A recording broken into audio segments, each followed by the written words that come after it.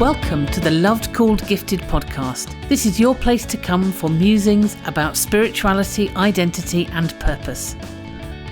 I'm your host, Catherine Cowell.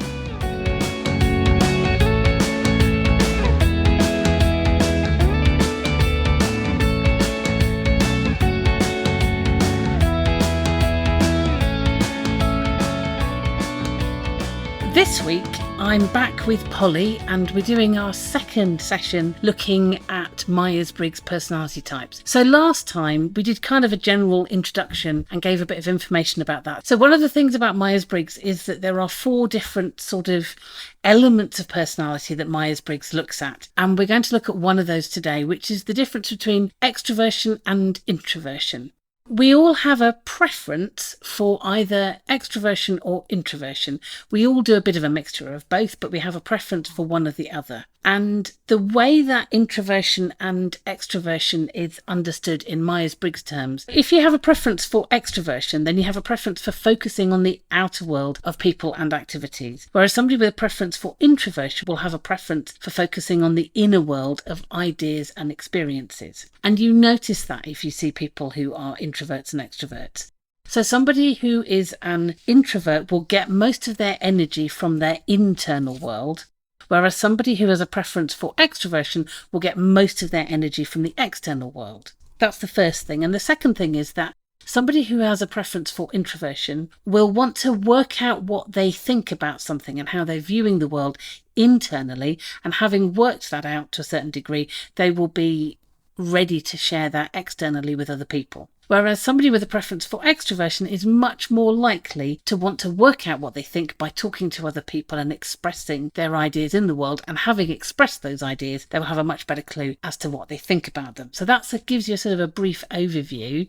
I'm wondering, Polly, is there anything that you would have to add to that at this point? Something that came to mind is if you've ever been to a meeting, to a certain extent, the introverts are the ones that perhaps need a bit of time to think about what's being discussed before they want to contribute to the meeting. The extroverts potentially could be the ones that jump straight in saying, well, we could do this or we could do that, or how about this? And has anybody thought about that? And it's one of those things, when you start reading stuff about management, there is always this thing that sometimes the best idea in the room may come from the person who takes the longest to actually express it, because they're needing to sit there and think about lots and lots of stuff. But they will think about something and then speak it. I think that's probably quite a good example.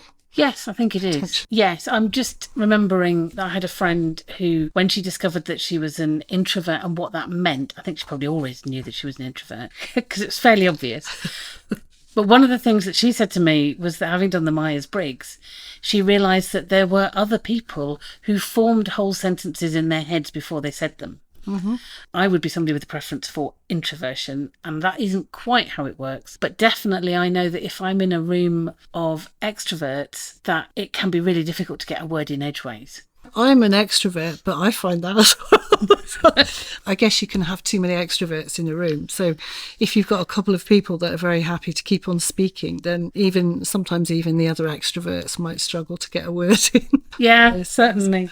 I wonder if this would be a good point to just think about what are some of the myths about introverts and extroverts that might get in the way of understanding which of those you are. Well, I think when I first discovered the whole area of Myers-Briggs, this was one of the things. It was the introversion, extroversion that probably made the biggest difference to me, because it made complete sense of some of the struggles. My husband and I introduced you to Tom last time and said we are completely different on each strand of Myers-Briggs, and it was Myers-Briggs that helped me to understand that. But for example, I've always been quite shy with strangers, but once I know somebody, I will talk quite happily for a long time, and I love being with other people. And I just used to think that I was a people watcher, but I actually understand now that I would get energy from just having other people around.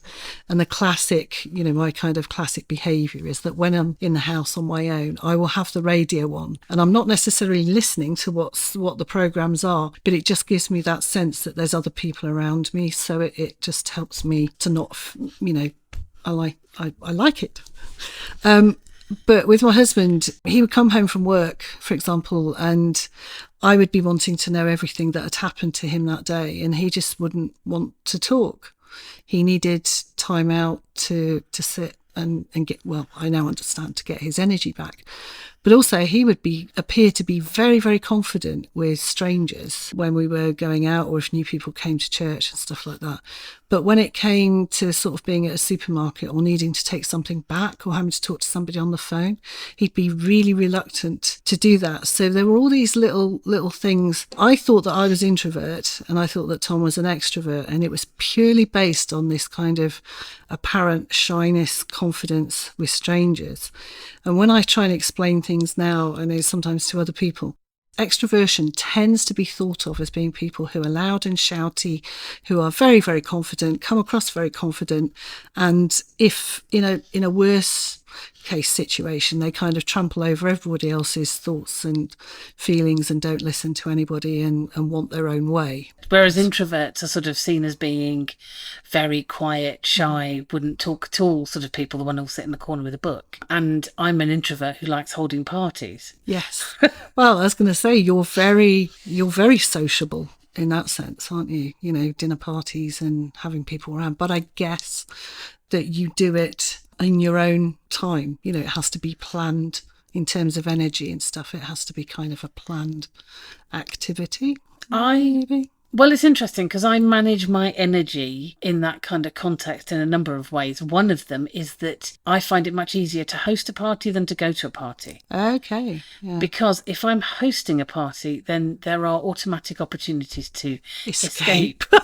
Well, because you just say, I go to the kitchen, I need to go and floss the cat now. Yeah. Before the cat comes and does its... Yeah. Yes, I need to go and I'll go and get you a drink. Whereas actually, if you go to somebody else's party, then there might not be very much escape. One of the things that I think you touched upon was that whole thing about, as an extrovert, you're kind of looking for external stimuli. Whereas as an introvert, I don't particularly want too much external stimuli. So I know if I am either very peaceful or a bit stressed, but I don't want any noise at all. Mm-hmm. So I'd be much more likely to want to go into a room and turn the radio off than turn the radio on. So yes, I would manage my energy in a social situation, and I would also choose what kind of social situation I would want. So I would much rather have a conversation with a couple of friends in a quiet pub than I would to go to a nightclub or somewhere that was loud, or where you had to kind of fight your way to the bar and talk over people.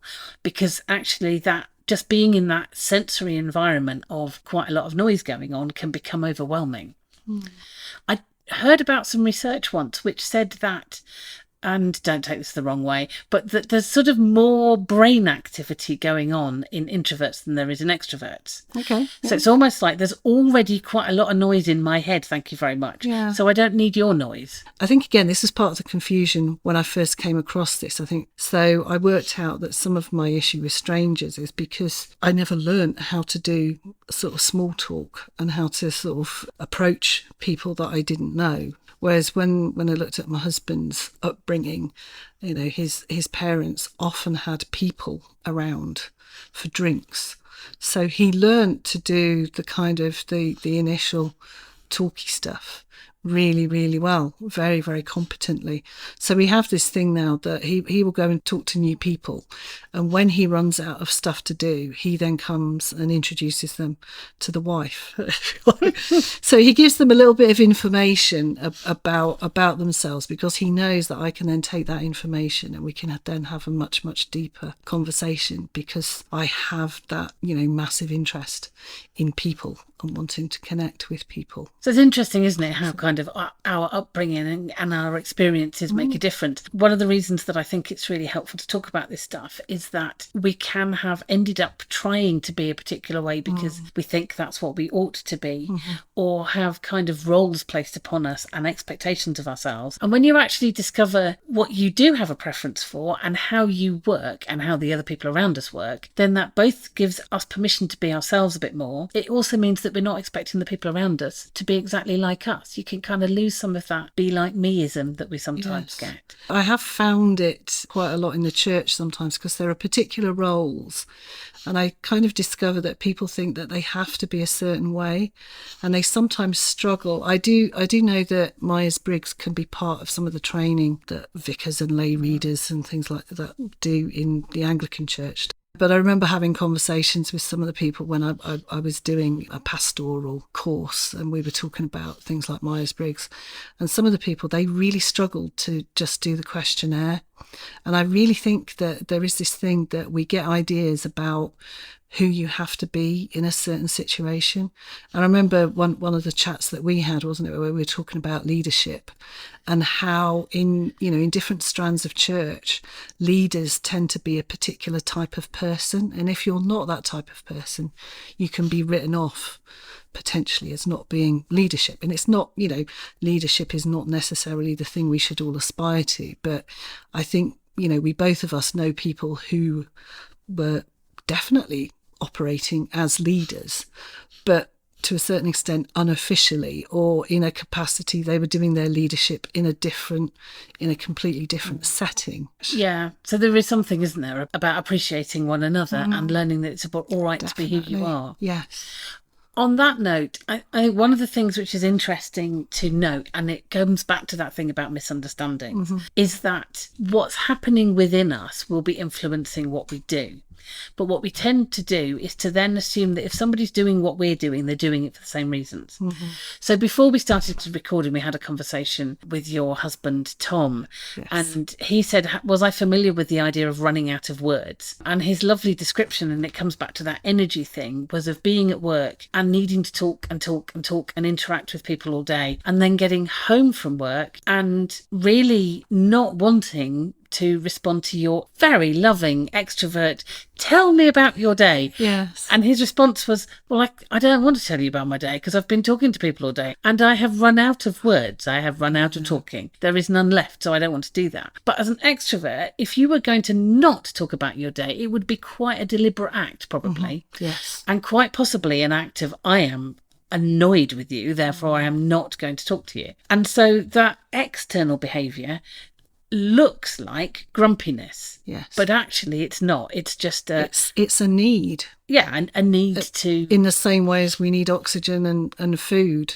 I think introverts need space. Yes. And quiet. It's that... Absolutely. Critical. And by contrast, he could easily have interpreted, and it sounds like possibly did on occasions, your desire to talk about your day as being a desire to be a bit annoying, because because why would you do that when you know somebody needs a bit of space? Well, I think again, this is why I say once I discovered about the Myers-Briggs, and that in effect gave me a really good reasons why we behaved in these different ways, we could then find ways to work it quite happily. I would go to meetings quite a lot, and I would be away at weekends doing training and stuff like that.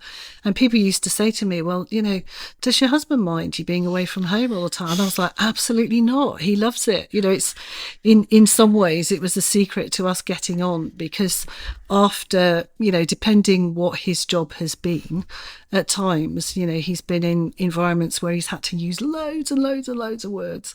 So, it's been really good that he's had the weekend, or there would normally be one day of the weekend, so I wasn't usually away for the whole weekend. But for him to have that space to just do his own thing and to sit and read, or to just sit and contemplate and do nothing, and to not have to have the radio on, for example, was really helpful. So it was definitely one of those things that saved us from having a huge number of arguments.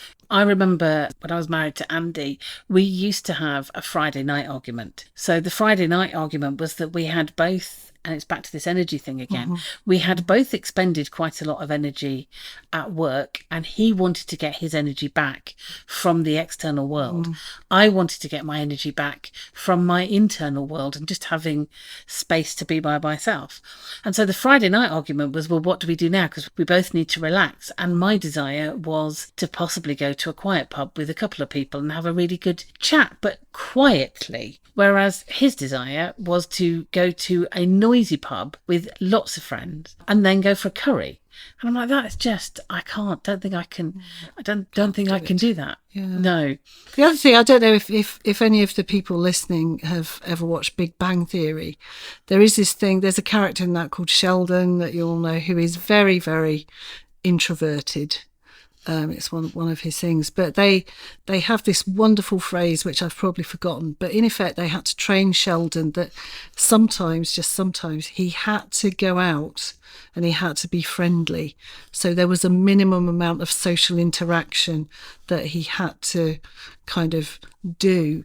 And that's also been really helpful because it's a way that we can negotiate. So there will be certain things that will kind of, we don't so much sit down and discuss the week ahead anymore because we've been married nearly 30 years. So I think we've worked some of these things out without having to do it explicitly, if you see what I mean.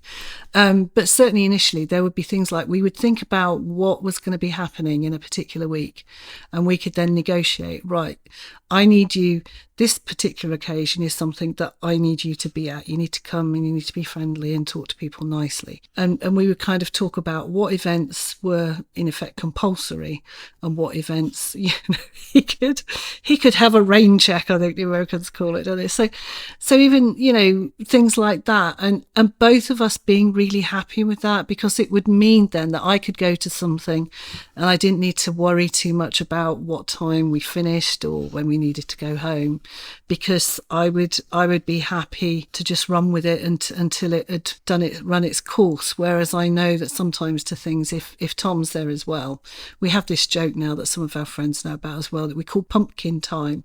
It's like there is a time beyond which we really need to be going home because the energy levels have gone to such an extent that it's kind of starts to become critical in that sense.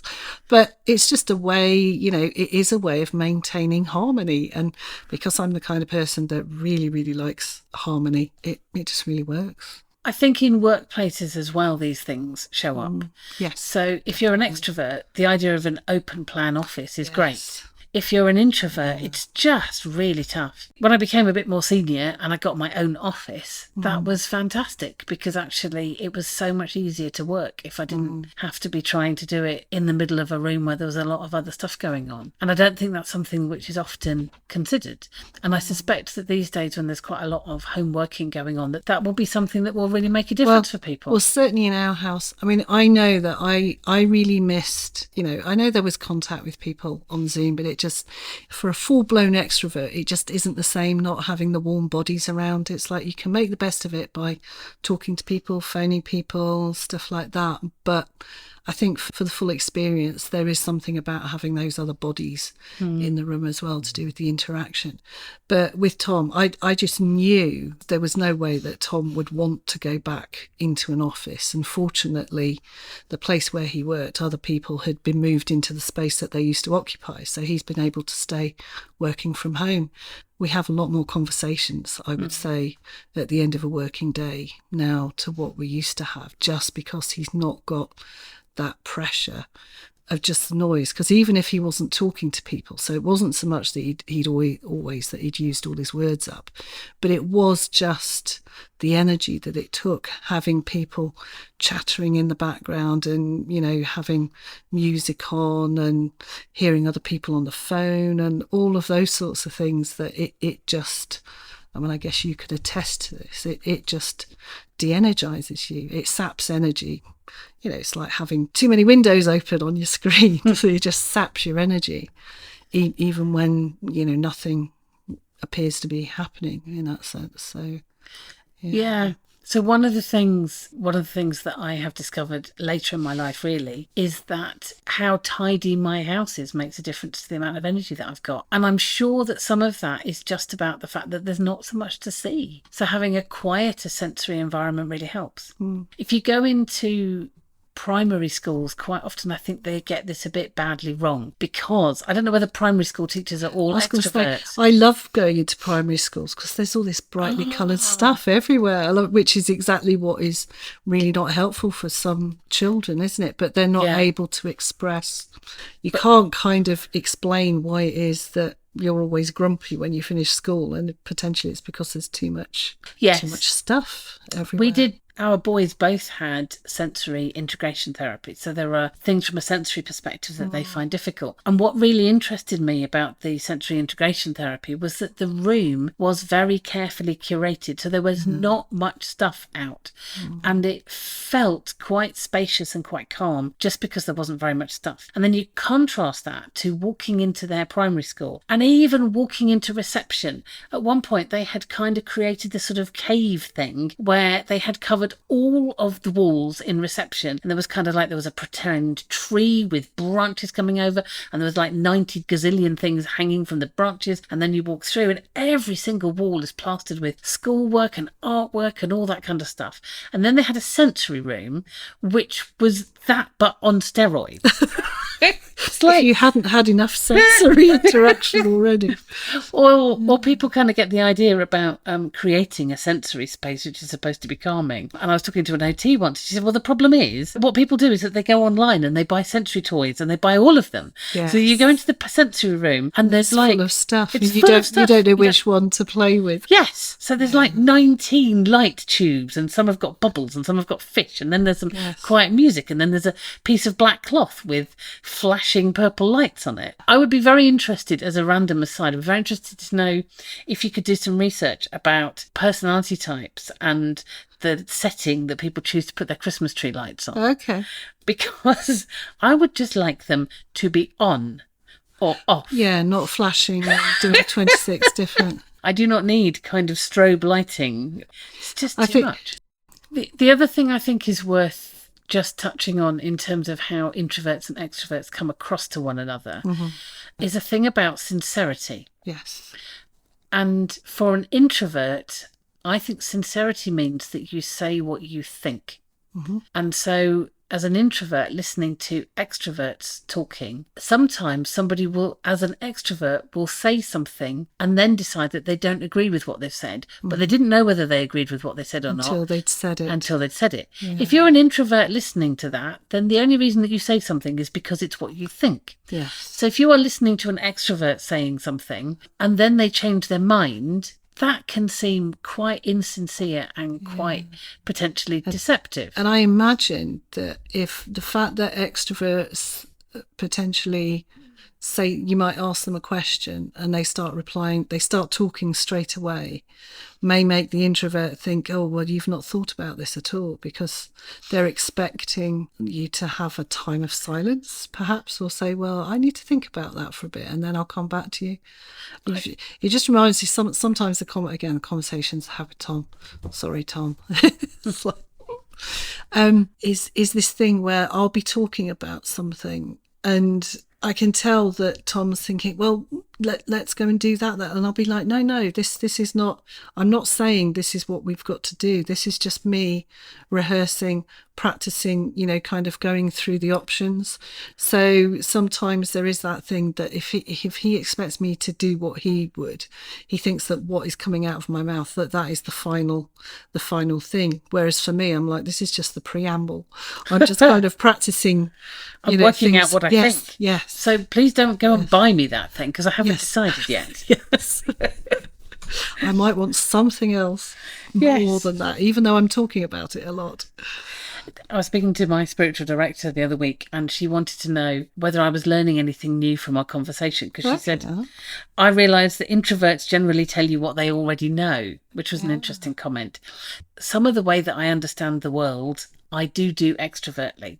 So I do some of that, but that contrast though, that sense of introverts tell you what they already know, to this Tuesday we had a women's group here and somebody said, I don't want to bore you, but I want to say this so that I can work out what I think about it. Okay. Which I thought was quite helpful, perceptive. Isn't it? Yes. It's helpful to know that that's what we're doing at this moment. Yes. So it might be helpful to tell people that sometimes.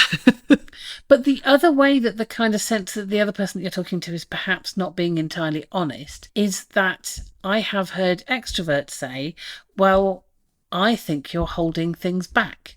Okay. Because as an extrovert, you would just talk about stuff.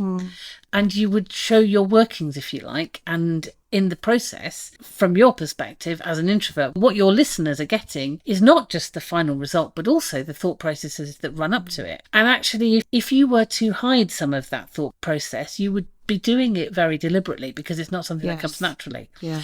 So if you are being quiet, you are doing it in order to withhold information. Yeah. So it can be very easy for extroverts to look at the way that introverts interact and potentially think that person is withholding information, when actually that's not what's happening at all. I imagine as well that in arguments and stuff as well, it will have a real impact, because potentially, an introvert may appear to be giving you the silent treatment, whereas in effect they've just received a whole load of information that is all completely new to them, and they've got to go away and process that against compare it with whatever information they've already got, and decide what they think about it, which is not very good, in the middle of an argument when you think that you're trying to resolve something perhaps, or something like that, and somebody just says, sorry, I need to walk off, and or they literally might just walk off.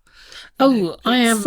Yeah, I mean, when I think back, it is the case that often as we get older, we kind of grow into our shadow side. Yes. And so I'm a lot less introvert now than I was in my teens and in my 20s. But the thing which sends me back to a very, very deep level of introversion is if I'm having an emotional argument with somebody, or if something has impacted me emotionally, then at that point it's not that I don't want to continue to talk, it's that I really literally can't. No, there is too much feeling going on. I really don't know what I think. I need quite a bit of time to sort of unpack that and get to the point where I know. And I definitely can't extrovert at the same time as doing that. Well, I think I've learned as well to use things like that in myself. I kind of use it as a bit of a traffic light system, because I find it really difficult to know whether or not I'm stressed. I just seem to be able to put up with things, and then something will happen, or somebody will say something, and it's kind of like I explode, and they're like, where did that come from? And it would just be because I've just taken it. So I've learned to kind of use this thing that if there is a situation and I'm behaving in a way that I wouldn't normally, so I'm being more introvert than extrovert, it's a way of me finding, there's obviously something wrong here, or there's something going on that's using up so much of my energy that I literally haven't got the energy to be extrovert. But also I'm glad you mentioned kind of shadow type again as well, because I think sometimes if you deliberately, and I think I've deliberately done quite a lot of shadow work, and I think also because Tom is so exactly the opposite of me, I perhaps understand how to operate in my shadow. I've had this role model showing me how to be an introvert, what that looks like. Yes, so it's like I kind of I get a masterclass every day in how to be the complete opposite of who I am. But that takes energy, because it's something that you kind of have to think about consciously. Whereas I kind of think that your own preference, the whole idea of this is that when you have everything is so that you can work to your preference, that is, for either one, it's the most energizing, because that's the one that you don't have to keep thinking about, because it's that thing that comes naturally. So again, if you, and I think it's really good as well for things like work, if in a workplace, if you find that you're having to operate a lot of the time in a way that doesn't really suit your personality type, you can get to the place where you're happy to work in that way, but there will be some days where you're like, I just haven't got the energy to do that. I just want to go and be myself and kind of go off with the clown outfit in the shopping mall or whatever, and kind of just be really, really extrovert. Sort of get it out of your system. Yes. The pattern of what tends to happen under stress is that when you're not stressed and you're kind of really at your best, then you can make longer excursions into the world of your sort of opposite preference. And you can do that more effectively. And then as stress happens, the more that's demanded of you, the harder that becomes. And you get to the point where you really have to kind of hide away in being who you are. So, I say hide away as an introvert. You can't really hide away as an extrovert. Unhide as an extrovert. But then there does come a point, doesn't there, when you sort of reach a tipping point, and in Myers-Briggs language it's called being in the grip, where actually what happens then is that you suddenly do a really bad version of the other self. Yes, yeah. So there have been a few times in my life, not that many, but there are times when in extreme stress, then I would become very shouty, loud, extrovert, expressing feelings. That's not something that comes naturally either, in a way which is pretty dysfunctional. But actually through that experience, quite often unlocks things in you, and you do grow a bit through those, but you kind of recognise what's happening. So there is that sense that if life is more demanding, it's really good to be able to spend more time operating in a way that suits you best. So I wonder, Polly, what are the things that you do if you need a bit of extroversion time? And then I'll talk about what I do if I need some introversion. So for me, I've had days where I've gone and visited somebody in the morning, for example, gone out and had, we've gone and had lunch and done stuff. And then on the way back, I've popped in to see somebody else because it's their birthday, and I'll pop in somewhere. And just having all these different places and just having different interactions with different people. So it's one of the things that I'm able to do in the holidays, which I really love, but also in my job, going in, being in a classroom and watching the people come in and then having this kind of interactive conversation with them and stuff. And especially if they bring something up that I wasn't expecting, and we just or I'm just able to, talk and interact and stuff, that I find that really energizing. Sometimes to the point that because I've got all sorts of issues with joints and stuff, I'll be having such a good time bouncing around the classroom and doing stuff, and do that for 2 hours, and then afterwards, when everybody's left the classroom, I will suddenly realize that actually bits of me are actually quite painful now, because I've just been having so much fun that I kind of forget. So that thing about kind of popping and seeing lots of different people and interacting with a number of different sort of things and watching life and wanting to be part of it. So finding ways of doing that is helpful to you. And you did speak earlier in the conversation about the fact that sometimes you'll leave Tom at home and go and do stuff and go to meetings and things and get a bit of a fill up of that time. I think for me it's really helpful if I can have some quiet, and sometimes that's quite difficult to get. My kids, less now that they're teenagers, but two quite energetic boys. And much less so now that they're teenagers and they want a bit more time to themselves, which for me as an introvert is marvellous. I think one of the things that's taught me how to cope with doing more extroverting actually is the fact that I had a very extrovert husband for 20 years, and I've had 2 quite extrovert kids who've wanted a lot of attention. Needed your attention. Yes, but what that has meant is that there's come points when I'm just absolutely full. Breakdown. Yeah, absolutely. Too much. Yes, yeah. So getting time that's just me. Actually, I don't mind going to a coffee shop because there's just enough kind of going on, but you can ignore it. You don't have to talk to anybody, and I certainly wouldn't people watch. So I wouldn't go to a coffee shop in order to people watch. I would go to a coffee shop in order to not be surrounded by my stuff and to have the opportunity to focus on something quite deeply. So I do a bit of writing sometimes, and actually having that one thing to think about, to focus on, I find really helpful, which is one of the things we've not talked about actually, is the fact that quite often there is a subtle difference between the range of interests that extroverts and introverts tend to have. So introverts can be much more focused, absolutely, and people with a preference for extroversion are more likely to want a variety of different thoughts and ideas and activities. I mean, I'm not somebody who would focus on one thing exclusively, but I do notice that it works better for me if I do one piece of work and finish it, and then move on and do a different piece of work and finish it, than if I'm kind of flitting around between stuff. It would be good to talk about what we value about the other. I would say that one of the things that introverts bring to the world is a sense of quiet. If you want to go and be listened to, then quite often an introvert will have the edge. I think one of the things that can be quite difficult for me as an introvert is that I'm often not the person who decides what the conversation is about.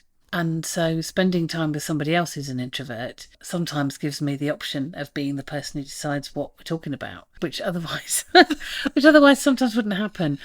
When I facilitated groups, one of the things that often happens is that you can potentially miss the contributions of the introverts, and we talked about this at the beginning. But quite often the introverts, the people with a preference for introversion in the room, will be the ones who have been listening to what everybody else has been saying. Yeah. And so when you do ask them what they think or what their contribution is, supposing that you create the space to do that, and often it's really important to deliberately make that space for people, often what you will get is something which is really well thought through and quite often quite profound. We definitely in our society, I think, tend to value extroversion over introversion, I would say. I suppose, this is the thought that's just come to me is that I think it's to do with speed. So I think because society has definitely changed, isn't it? And it's all about the sound bite and the who gets there first and the who's going to be the first one to communicate about such and such an event.